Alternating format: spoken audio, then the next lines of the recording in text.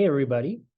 We are going to talk about the idea of a food life cycle, and you're going to be receiving a few different videos in the next few days or a couple weeks. And we're going to be asking that you take a look at the videos, and maybe with a partner or a group at your school, you can leave a comment, and we'll have information about how you can leave your comments as well, or a question.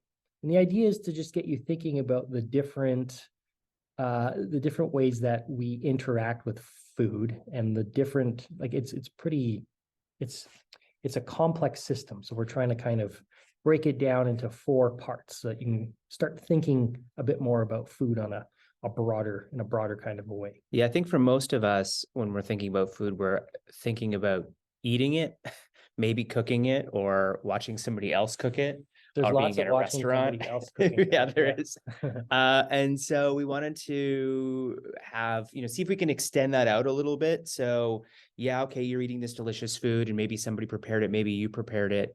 But where did it come from? How was it grown? Where was it grown? And then, after you consume it, if there's, is there any waste in that process? Where does it go? And we thought that it might be useful to just talk about a little bit of everything to, just show really how much food touches like all of these different aspects.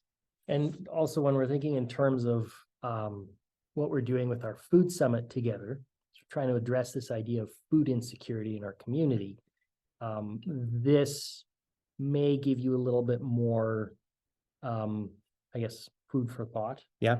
For lack of a better word, some ideas to think about when you're thinking about how do we want to act, what sorts of actions do we want to take.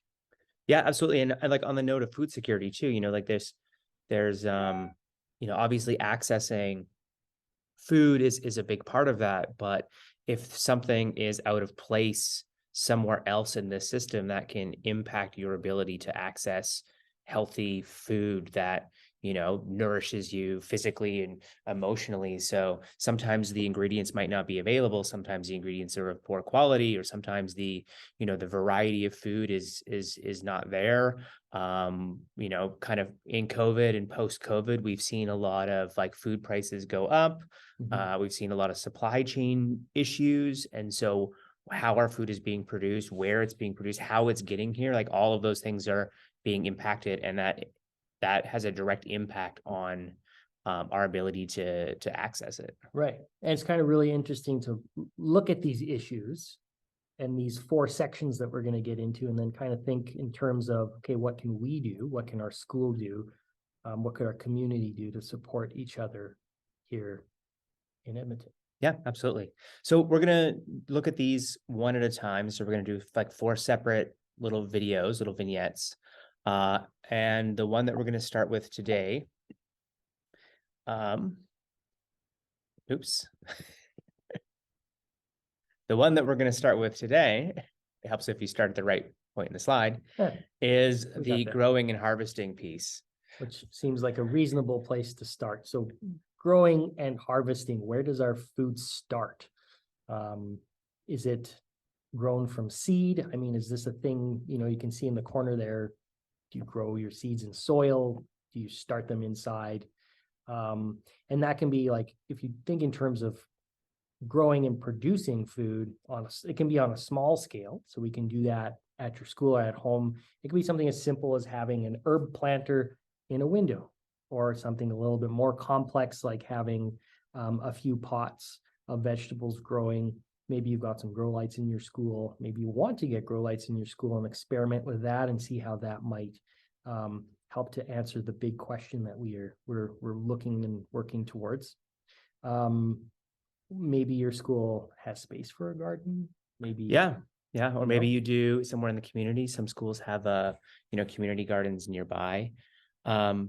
Growing food in and of itself is like a really huge topic, or even just, somebody else growing it. And so, even if we take a look at those tomatoes, which is a crop that we can actually grow here, but is kind of borderline tricky because it tends to like really hot environments, because it's like native to Central America. And so there's a lot of things like chocolate or coffee that we're probably never going to be able to access, or that would be harder to access locally.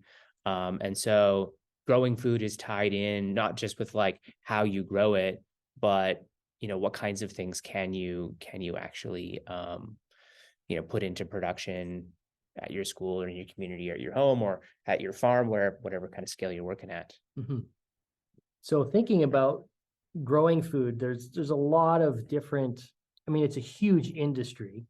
The industry is adapting as technologies advance as well. So there are different ways of growing food, such as hydroponics, where you're growing food using water without soil, and you're putting nutrients into the water to introduce them to the root system. So those sorts of systems are actually fun to research and learn about, and those are things that you can do at your school as well, on a small sort of like a hobby level. They also exist on an industrial level. I think, are you familiar with any, I guess, big companies around Edmonton that use hydroponics or vertical gardening? I mean, there's a few. There was a project for a while, like Edmonton Aquaponics, that was trying to do like aquaponics that's like fish and plants together in sort of a symbiotic relationship. For a while, I think that eventually kind of fell through.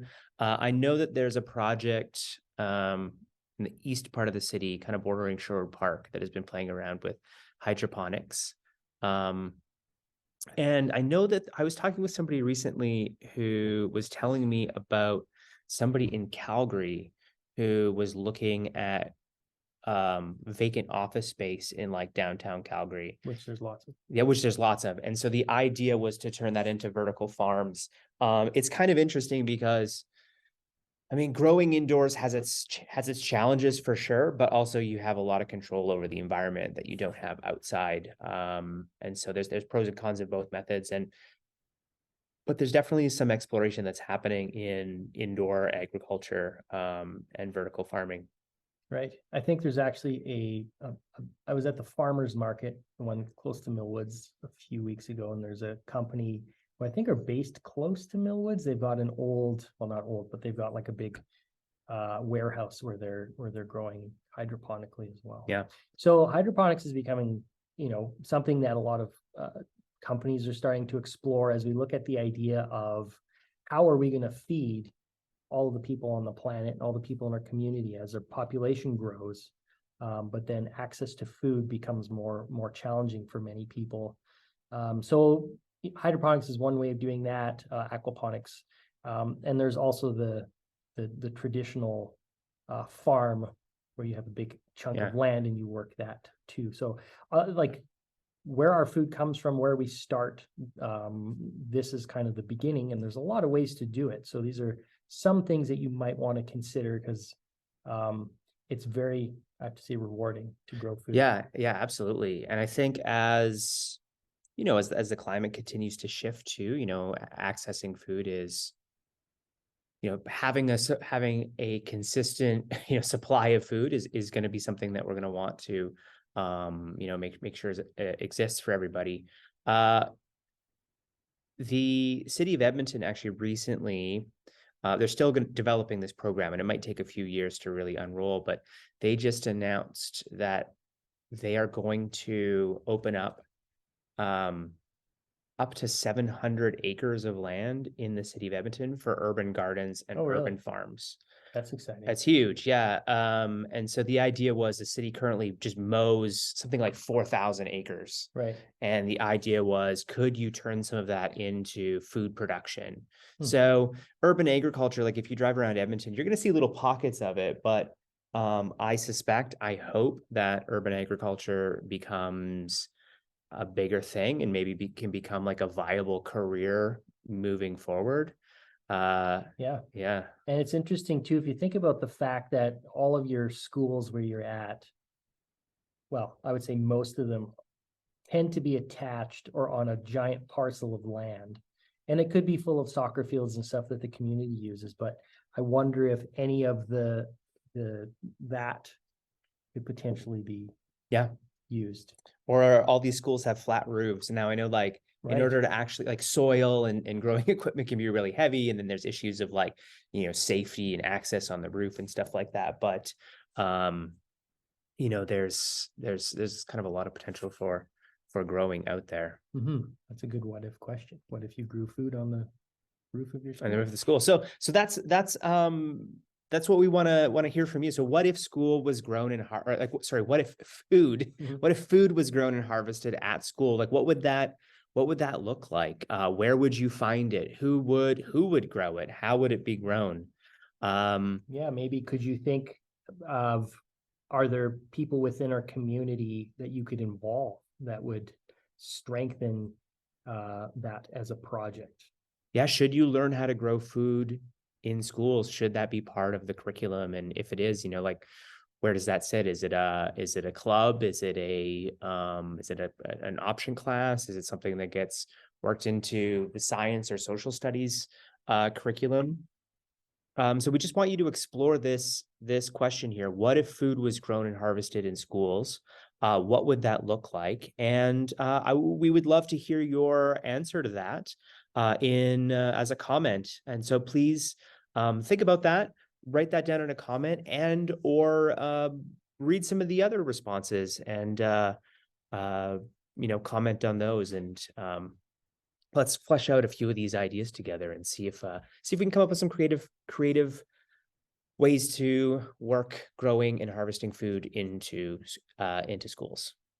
Yeah, and if you have questions too about any of the topics that we brought up briefly, please also include those. Maybe you want more information about these different sorts of systems.